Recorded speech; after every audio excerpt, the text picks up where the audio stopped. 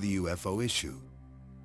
I got involved in television through public access in 1991 and set out to show the world, if you would, that the UFO phenomena does exist with credible people speaking on the subject. Ted Lohman was frustrated by the government's refusal to seek an explanation for the Phoenix Lights. National Guard and Air Force officials gave conflicting and what UFO investigators believe were misleading accounts of the sighting. The flow of information was erratic at first. When we tried to go through normal channels, from what the investigators have told me, that they originally called Luke Air Force Base. The woman at the end of the phone said, yes, we're having a rash of calls. Within a matter of minutes, they turned around and said, no, nothing is happening. Then they come out with something else months later saying, oh, there were flares in the area. The Arizona National Guard originally claimed it had no planes in the sky on March 13th. In May, after USA Today published an article about the incident, it changed its story, saying the visiting Maryland National Guard had dropped flares over the Gila River gunnery range in training exercises. Lohman decided to have the Phoenix Lights home video footage analyzed to see if this new explanation could be confirmed. When I receive something like the Phoenix Lights, you have to take it to people that deal with this. So I either get in touch with Jim Dilatoso or somebody that is in the field that I feel confident that will look at this with an open mind and tell me what they believe that it is. Jim Dilatoso is a UFO enthusiast and president of a company which produces computer graphics for entertainment and aerospace clients.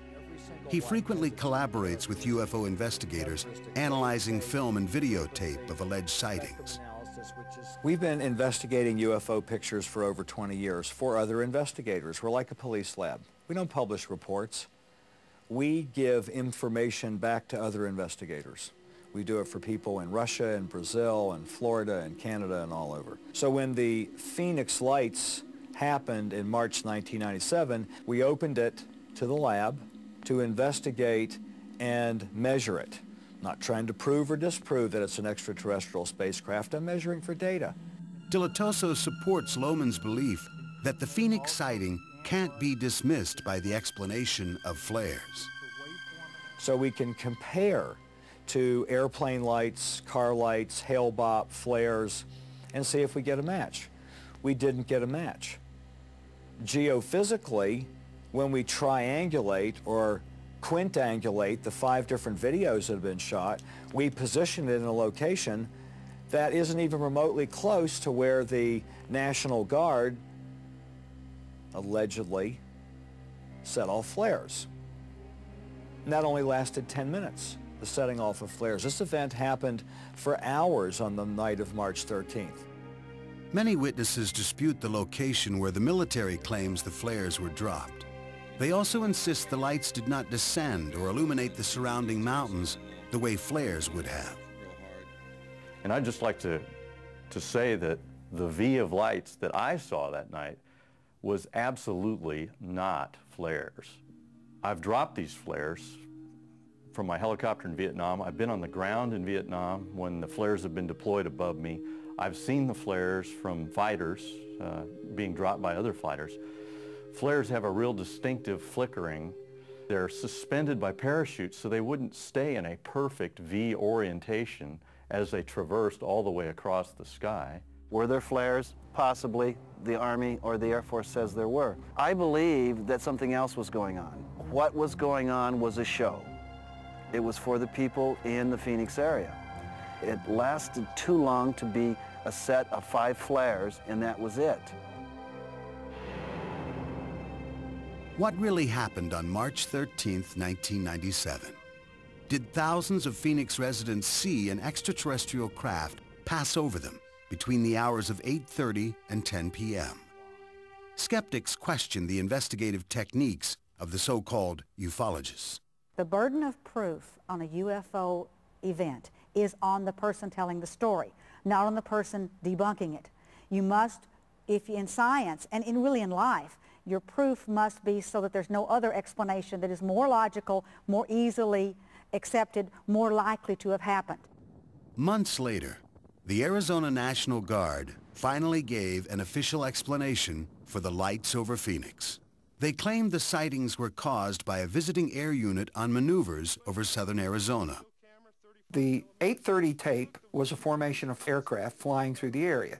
Later that night, around 10 o'clock, these were flares that were dropped by a Maryland Air National Guard unit flying A-10s on the range southeast of Phoenix. All that anyone saw was a bunch of lights, and some people connected the dots and made this one object. Even some in the UFO community say flares might have been responsible for the sightings that occurred at 10 o'clock. But say conventional aircraft could not cause the flying V formation seen by witnesses between 8 and 10. The pattern looks military, but the witnesses certainly have a different impression of what that was at 8:30 that evening. If you look at the flight path, and this is very important, you're looking at coming from Henderson, Nevada, and if you go and continue a line northwest of Henderson, you're going to go into Nellis Air Force Range, and you're going to go into Area 51.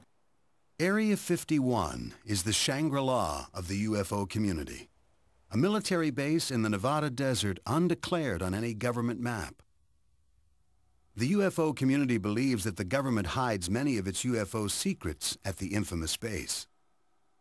The first reports came from the northwest and directly in line with that corridor. Now, a lot of speculation was brought about by being something coming from Nellis Air Force or Area 51, a super secret, some type of a spy plane that came in this direction. These skywatchers aren't certain they know what made the March 13th lights. Theories of spy planes proliferate alongside claims of alien craft. But they are united in demanding that the government release whatever facts it has to the public. I think I can speak for the majority of the people within the field of ufology that we want to get the truth out. We might not want to know what the truth is once we get it, but we want to know the truth. Many people, including at least one city councilwoman, has asked for an investigation on what happened. When I work and I pay taxes, I pay for that jet fuel and those jets they train in.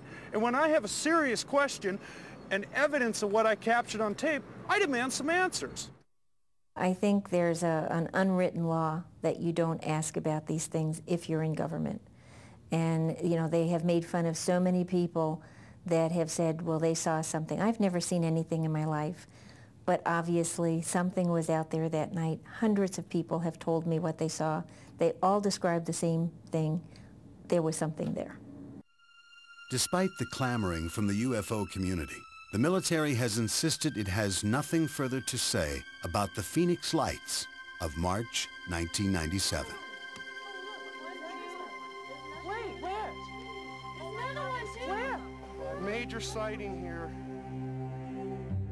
Next, 3 Texans have a terrifying encounter with a UFO that they say left them with a lifetime of medical problems.